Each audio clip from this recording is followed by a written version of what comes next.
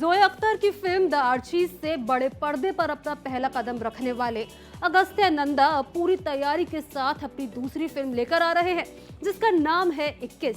Film 21, जो कि एक रियल वॉर इंसिडेंट पर बेस्ड है, 25 दिसंबर को थिएटर में रिलीज होने जा रही है। हाल ही में फिल्म की स्टार कास्ट ने मीडिया से खास बातचीत की, जहां इन्होंने शूटिंग से जुड़े कई अनसुने किस्से, यादें और रोमांचक पल शेयर किए। Main thing that stood out for me about this story is about how young Arun Khetrapal is, and I would like to address the young kids sitting over there who've come from school. I hope कि जब आप ये film देखेंगे तो शायद आप कुछ सीख पाएंगे अरुण खेत्रपाल से।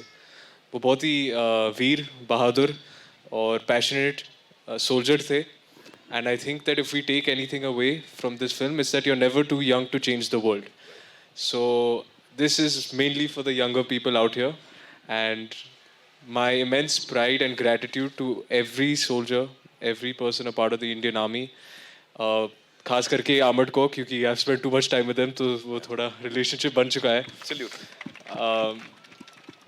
Before I end, I would just like to say Ranveer Jai Sada. That's from our regiment Pune Horse. I say mine because it feels like mine, sir. एक फेल्ड एसएसबी एक्टर आपके सामने खड़ा है, दो बार एसएसबी फेल हो गए, जिसको लगा था कि वो बहुत अच्छा ऑफिसर बनेगा, बट नहीं हो पाया। फौज ने वापस घर भेज दिया। हर बार एक चेस नंबर बोल देते थे, दो चेस नंबर बोल देते थे, और उसके बाद कुछ जवाब ही नहीं देते थे कि क्या हुआ, गलत क्या किया मैंने। He just comes, chase number 4, chase number 13, rest of you can go out. So I have been, that stage. I have so many friends in the Indian Army. So by association with Bharatiya Sena or the uniform, the stars, everyone, so it's so emotional for me. My first introduction to Khetrapal was when my school friend, he was passing out from IMA, so the peeping ceremony where it goes, the caps in the air, the big name is there, the Khetrapal Auditorium.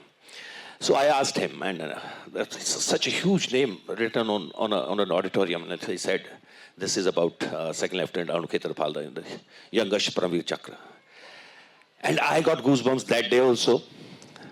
Years after, this gentleman, this amazing human being, Shriram Raghavan, offered me this film, and he said the film is about Arun Khetrapal. I got the same goosebumps after 20-25 years. And it is an amazing, amazing journey. आपकी तरह भारतीय सेना की वर्दी पहनने का मौका नहीं मिला, बट थोड़ा बहुत योगदान हम दे देंगे आपको, आप एक ही कहानी बताने में। और ये बहुत सुंदर तरीके से बनाई गई फिल्म।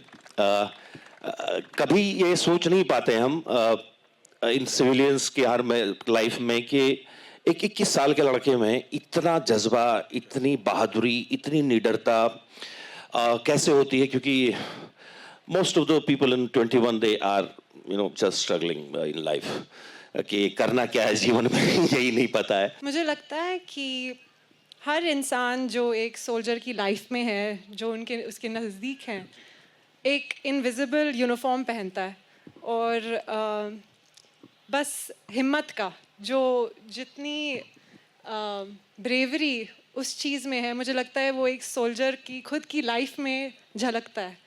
तो आई वुड जस्ट से कि स्टैंडिंग हियर आप सबके सामने, just cheers for all the women, all the family members in a soldier's life. Thank you for even your bravery.